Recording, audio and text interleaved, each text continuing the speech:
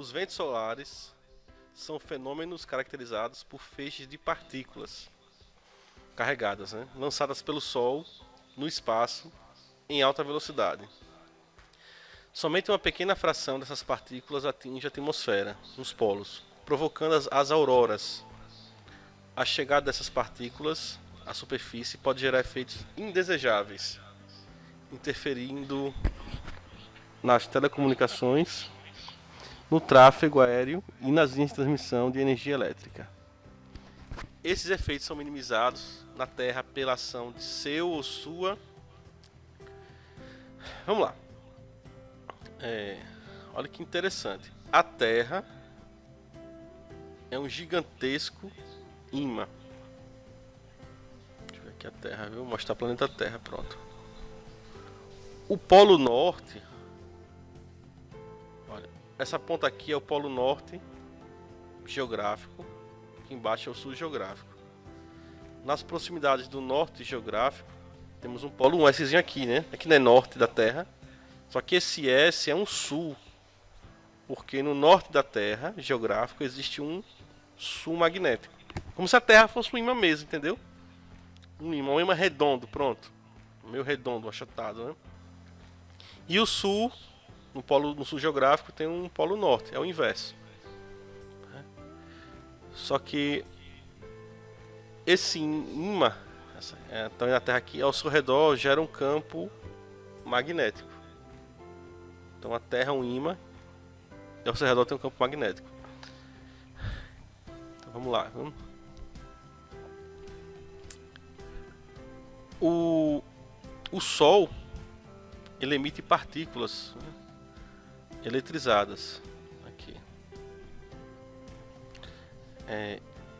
E quando esse Sol ele emite essas partículas, né, outra cor aqui sem ser vermelho, né? Essas partículas, em vez de atingir a Terra, elas são desviadas, né? Em vez de atingir a Terra, elas se desviam, né? Por quê? Porque o campo magnético terrestre protege dessas partículas que o Sol emite, né? Que é a tempestade ou o vento solar. Porque um campo magnético ele muda a trajetória de um elétron, né? De um corpo carregado. Ou de um corpo carregado positivo também. Vai mudar a direção e o sentido. Logo, é importante o campo magnético terrestre, ou gel, que é terra, né? Magnético. Então, logo, vamos aqui para a questão, né?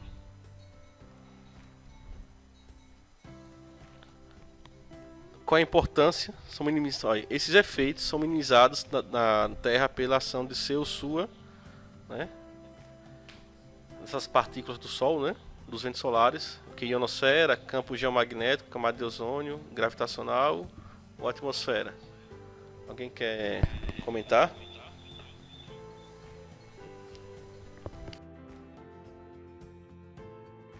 Né? Então, campo geomagnético. Vou ler aqui porque eu tô sem o áudio, viu? Próxima questão. Qualquer dúvida, gente, só escrever aqui, viu? Que eu tô sem conseguir. Tá sem sair o áudio. A próxima questão é: um pedaço de ferro é posto nas proximidades de um ímã, conforme o esquema abaixo. Qual é a única afirmação correta relativa à situação e a preço, né? Então a gente tem um ímã e um ferro. O ímã vai atrair o ferro, vai grudar aqui, né? Agora, essa questão do ITA está dizendo assim: quem é que atrai quem? É o ímã que atrai o ferro? É o ferro que atrai o ímã? É o ímã que atrai mais forte?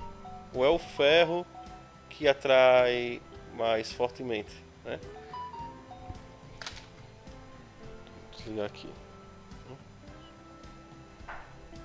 Então, a última atração do ferro pelo ímã é igual à atração do ímã pelo ferro, né? Vou explicar. Vamos supor que temos dois corpos. Um corpo aqui de 2 quilos, pronto. E um corpo aqui de 50 quilos.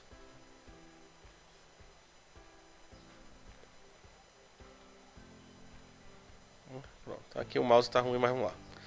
Em ambos eu aplico uma força de 10 newtons. A mesma força para os dois corpos. O que vai acontecer? Força igual a massa vezes aceleração. Aí no caso, né, 10, que é a força, é igual a massa, que é 2 vezes A. A vai ser igual a 10 por 2, né? Vai dar 5 metros por segundo ao quadrado. O outro mesmo corpo, que também recebeu 10 newtons, né? 10 igual a 50 A. A igual a 10 sobre 50 igual a 1 sobre 5 igual a 0,2 metros por segundo ao quadrado. Esse corpo teve uma aceleração maior do que esse. É o mesmo que vai acontecer aqui, né? A força em ambos é a mesma, tanto no ímã como no ferro. Quem tiver a menor massa vai acelerar mais, dando a impressão que a força é maior, né? Quem não conhece, né? Mas a força é a mesma. Então a tração do ferro pelo ímã é igual à tração do ímã pelo ferro. Então essa é a resposta correta. Próxima questão.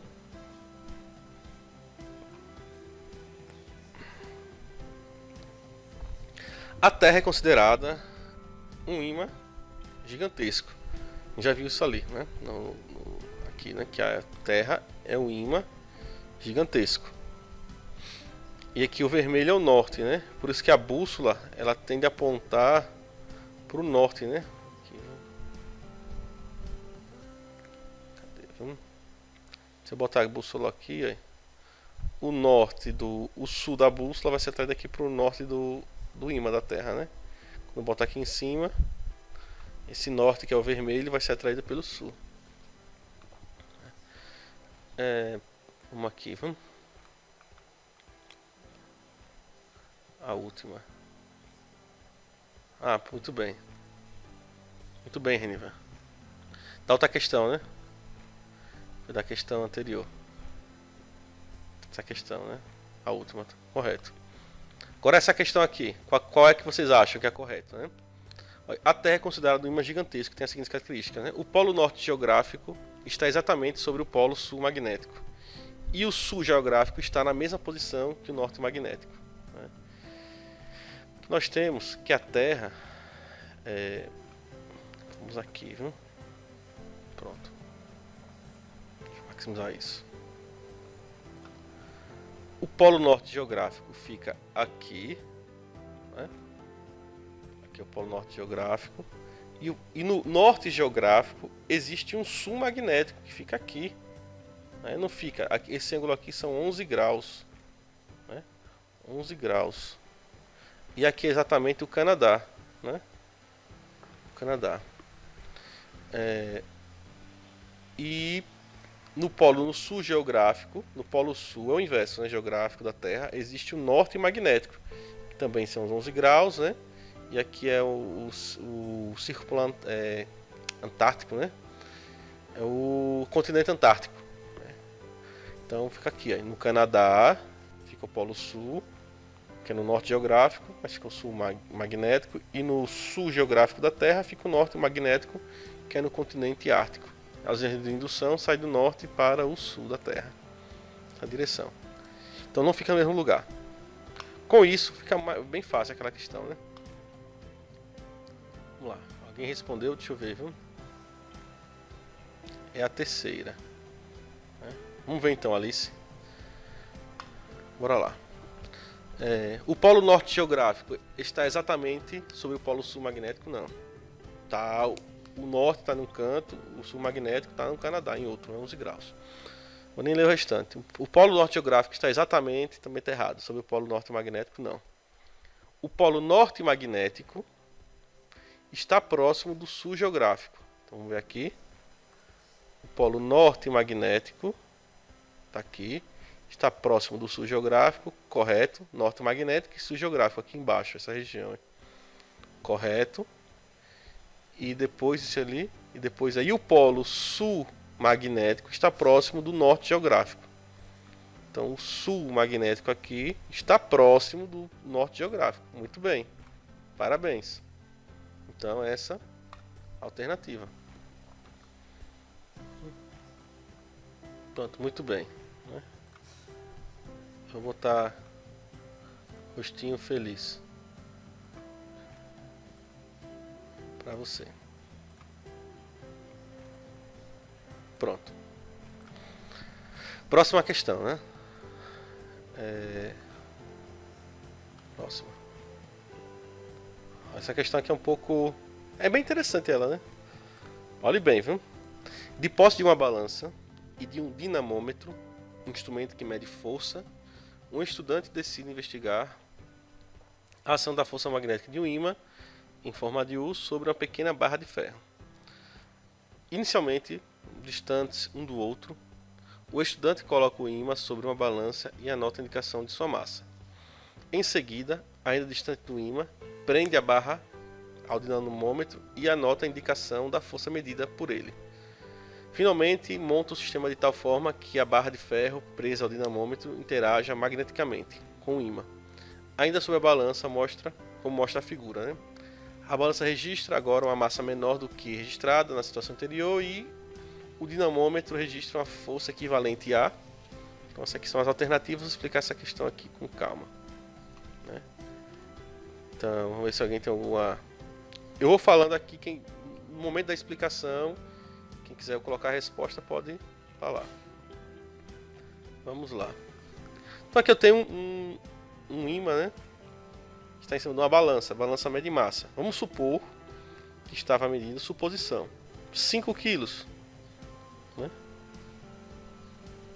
Quando eu coloquei uma barra de ferro aqui, uma barra, esse ímã sofreu uma força magnética. Né? Ele foi atraído. Como ele foi atraído por essa barra, e a barra também sofreu uma força magnética, né? A terceira lei de Newton, né? Como ele viu na questão anterior, que ambos recebem uma força, né? A mesma força, né? Que um recebe e o outro recebe. Então, depois que eu coloquei próximo a essa base, como ele foi puxado para cima, né? A resultante foi o peso, né? Menos a força magnética. Aí você, igual a m vezes a, você achou o valor da massa dele. Vamos supor que aqui tenha medido, sei lá, você pode montar um sistema para achar o valor da aceleração, né? Vamos lá, aqui que mediu 3 kg, pronto. Por que mediu menos? Porque é uma força de atração. Se fosse dois ímãs aqui de mesma polaridade, iria empurrar, né? A massa seria maior, só que está sendo puxado. Só um exemplo. Ok, já entendemos por que a massa foi registrada foi menor. Que a força de atração puxou aqui. Hein? Agora, essa barra estava aqui, né? Ela tem um peso da barra, o dinamômetro mede força, então tem um peso. Vamos supor que estava marcando aqui, né? Um valor de um peso. Depois, quando colocou nesse sistema, perto do ímã, ele também foi puxado, né? Aí o que acontece?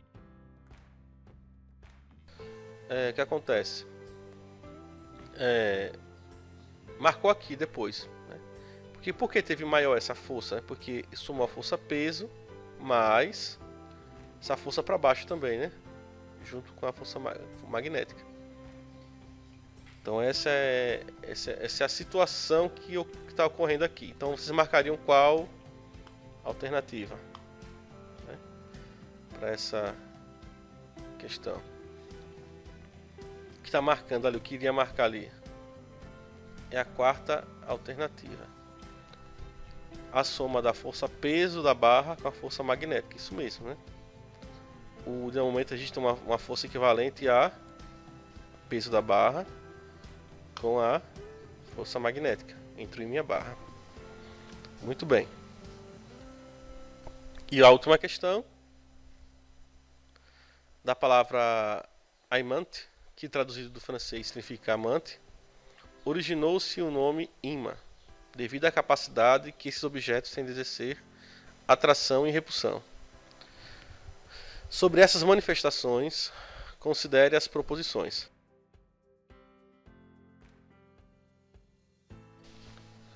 1. Assim como há ímãs que possuem os dois tipos de polos, sul e norte, há ímãs que possuem apenas um polo. Não é um, né? Não, falso.